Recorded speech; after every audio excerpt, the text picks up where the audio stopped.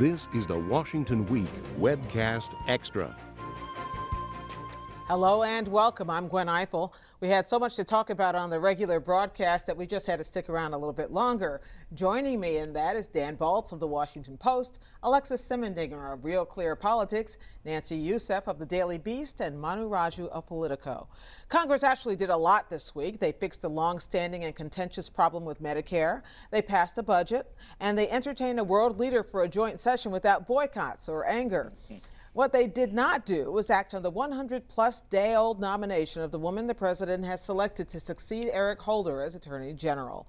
As Congress leaves town for its spring break, it looks like that won't happen. If it does happen, it won't be before mid-April. So what's going on with Loretta Lynch? She's tied up in a completely unrelated fight, which is involving a human trafficking bill that is stalled in the Senate. Now, of course, everybody in the Senate wants to crack down on human trafficking, but this bill includes a provision that would expand the so-called Hyde Amendment, which allows for public funding of abortions. Now, Democrats want that language removed. They actually didn't even read the bill until it was on the floor, and then they realized it was in there. Oops. And so they say they want that language removed. The Republicans say no way, and they said we're not going to give you a vote on Loretta Lynch until you allow this trafficking bill to move forward.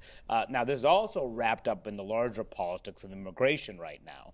The president, of course, moved an executive action to defer deportations for about 5 million people who are here in the country illegally. The Republicans believe that was an unconstitutional action, and Loretta Lynch said in her confirmation hearing she believes the president acted lawfully. So you've seen Republican opposition grow because of this, and so there's not real much incentive for Republicans to actually give her a vote because the Republican base is so riled up against her. You mentioned the abortion issue that popped up in the human trafficking debate. It also popped up, perhaps less perilously, in the Medicare doc fix debate, this way to fix payments to Medicare doctors who serve Medicare patients. And that's one of the things that Senate Democrats are a little bit concerned about, this grand compromise that was worked out with Boehner and Pelosi in the White House, is that it also has that language. Yeah, it does. And that's one of the fears among Democrats. They believe that this is going to create a precedent. Of course, the Hyde Amendment has been law for years, but it typically gets renewed annually through the annual appropriations process. There's a concern among Democrats that once you take it out of that process and you start putting it on other bills that involve funding issues, that is essentially they're going to keep doing it over and over again and make it a more long-term measure. But Nancy Pelosi did not see it that way. She believes that it doesn't actually affect the way current law is being implemented. So she cut the deal with John Boehner in effect jamming Senate Democrats. And you don't really see that happen You don't at have that all. happen a lot. It never happens. And it looks like the Senate Democrats are going to have to cave on this. They do not have the support to block this big deal, which actually could be the biggest, most significant legislation that this Congress passes. And if the president has already said, I'll sign that, it seems like wrong to go against it somehow if you're a Senate Democrat. Anyway, I want to move on to another 2016 story. The other side, we talked a lot about Ted Cruz in regular broadcasts, but Hillary Clinton, a couple of us were in a room this week for a dinner in which Hillary Clinton spoke, in which she was a press dinner, and she was being nice to us. And we didn't know what to do with that. I know. It was like a charm offensive. Who was that Hillary Alexis, Clinton? who was that person? Who was that person? Hillary Clinton came to, she had actually a pretty full day on Monday. She came to speak to the group of journalists who were weighing in on the Toner Prize, and someone we know at this table named Dan Balz won that prize for excellent political reporting in the past year. So we want to congratulate Dan, and he was very gracious to, when he discovered, as we all did, that Hillary Clinton decided to stay. She was not expected to stay and eat dinner. She sat down and had dinner, and she stuck around and she gave these lovely remarks, and she tried to poke a little fun at herself. But she always She had a little lecture for all of us too, though. She also had a little bit of a jab about journalists, and she had started her day earlier in the morning at the Center for American Progress, which is a left-leaning think tank that's supporting her candidacy whenever it actually gets announced. And she was at a wonk fest talking about urban policy, and the thing that really struck me about listening to her is she kept coming back to this idea about we have to get away from our ideology and let's go to evidence-based, and she had this little lecture for journalists who are not basing She also their said, however, she started out with a joke in which she said, you know, all things are new. I have a new grandmother. I Grandchild. have a new hairstyle. Grandchild. I have a new hairstyle, and I have a new email address. Right? Yeah. Funny, laughter in the room. But then we find out today on Friday that in fact, the question has been whether she handed over her emails and whether they contained any Benghazi information. Right. Her lawyer says, "Trust me, we handed over everything. We're not giving anything else." And by the way, we've scrubbed the servers. Yes. Well, that is the Hillary Clinton, now we know, the woman who was there making jokes about, to all of us, about this idea that she was going to give up on this idea of having a zone of privacy, because how would that ever work, like a joke, haha. And then we find out that that won't work. We'll enforce our own zone but of she, privacy, had the savvy to have her own server. And the interrogators and Inquisition, whatever she wants to call it on Capitol Hill, they're not going to get a hold of that server, that private server, and they're already conceding that. Interesting. Well, that seems to take us perfectly to this question I'm going to ask Dan about, which is a new Gallup poll this week about public distrust in politicians, but especially in both parties. Both parties are below 40% in approval now, I think for the first time ever. That must mean something. Well, it does. I mean, at a minimum, it just tells us what we already know, which is that public confidence in government is low, public cynicism toward Washington is extremely low, and that neither party at this point has any advantage over the other in the way they're perceived by the public. This series of questions that they ask, they've been asking this since 1992.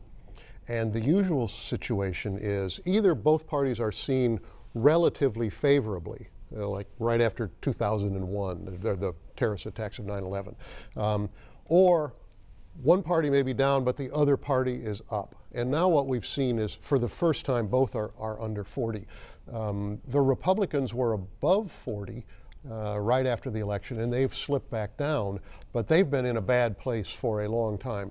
The Democrats have gone steadily down. They bounced up a couple of points in this latest, but they've gone steadily down for the last 4 or 5 years. So,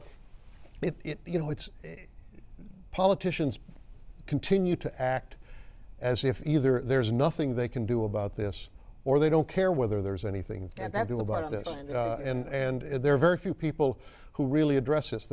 The way politics is practiced today reinforces a lot of the cynicism that people see. And even though people take their sides on election day, if you get them in a focus group or you get them in a poll, they are not happy with what they are seeing. Is it they're not happy with the parties, or they're not happy with individuals? Do the numbers come out differently when they don't put the party label onto an individual? Well, generally they're happier about their own member of Congress than they are about Congress as an institution. It's easier to bash the institution than particular members. So, but as I say, to see this kind of sink down, to see both of them sink down, seems to be another reminder that people are ignoring a very big part of the problem. Yeah, which is going to determine a lot of outcomes. I want to end by talking to Nancy a little bit about whether we are back at war in Iraq. One of the undercovered stories probably this week was the return of U.S. airstrikes in order to reclaim Tikrit. And it means that after we're busy focusing on Afghanistan, but it seems like we're back into that sticky wicket again. Well, we've expanded the airstrikes because up until this point, the U.S. had very noticeably avoided striking ISIS in Tikrit, Saddam Hussein's hometown, and what became a battleground for Iranian forces. Qasem Soleimani, the head of the Quds Force, traveled to Tikrit. The Shia militia, 20,000 of them, some of them backed by Iranian advisors, were there. And so the U.S. made a point of not getting involved in that. They didn't want to be the air force for the Iranian forces on the ground. And this was fine until when people thought Tikrit was going to fall in a few days or a few weeks, and then the campaign became stalled. The Iraqi forces, the militia forces, suffered a number of losses, much higher than they anticipated, and the Iraqi government came to the U.S. and said, we need air power. And the U.S. said, you can have air power on the condition that you pull back those militia forces and you remove the Iranian influence, that this is an Iraqi-led campaign. And so this week on Wednesday, the U.S. started a very ferocious air campaign onto Tikrit, hitting weapons facilities and other places, and what had become really a very stalled effort. And we think that did what it was intended to do? Well, it's interesting because what we've seen in this war is that no city has been claimed with just air power or just ground forces. So in Tikrit, they've gone from 23,000, which was the estimate of militia forces, 20,000 of them militia, and Iraqi forces, to about 4,000 total. Is that enough? In Kobani, in Syria, where the U.S. also launched a very aggressive air campaign, there were 5,000. And it took Peshmerga forces, who are considered more capable, and that was an area where ISIS was not entrenched but actually going after. Now we're talking about 4,000 in an area they're deeply entrenched in a city that they don't want to lose, and the U.S. air campaign has just begun. It really shows that it takes to root out a group like ISIS takes a tremendous amount of both air and ground power. So we'll see. We'll see. Okay, thank you, everybody. Stay online all week long for the latest developments on these and other stories from the best reporters in Washington, our panelists. Also, see my blog on one of them, the great Dan Balz, who was the recipient of the Robin Toner Prize for political reporting, as Alexis was telling us tonight. Thank you, and congratulations, Dan, Thank you. for being so great. Find it all at pbs.org/Washington Week. And we'll see you next time on the Washington Week Webcast Extra.